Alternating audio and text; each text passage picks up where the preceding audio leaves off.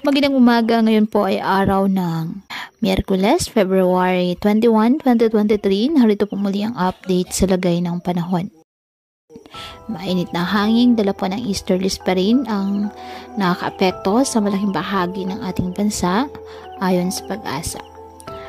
Samantala, halos di pa rin po ramdam ang mahinang gihip ng hanging amihan. Sa ngayon, sa silangang bahagi ng bansa, nakakaapekto ang easterlies na di lang po magdadala ng malinsangang panahon, kundi pati na rin po ang mga pag-ulan.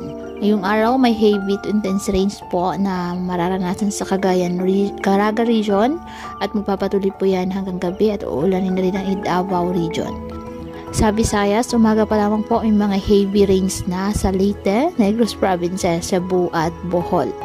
Maliwalas na panahon, pero di pa rin inaalis ang tsansa ng ulan sa Luzon. Sa umaga may ulan po sa Aurora at Quezon at magpapatuloy po yan sa hapon at ulanin din ang Mindanao, ang Mindoro at Bicol region.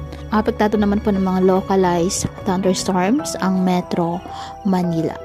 Kaya patuloy po natin na pag-iingat pa din ang ating mga kababayan sa pantapan po ng mga pagbaha at pagguho ng lupa at ugalin po na magdala palagi ng payong o kahit anong panangga sa ulan o di kaya na may sa init ng araw kapag lalabas ng ating mga tahanan. At yan po muna ang update sa lagay ng panahon ngayong araw. Muli, patuloy po tayo na mag-ingat at palaging tandaan, God loves you. Stay safe and God bless.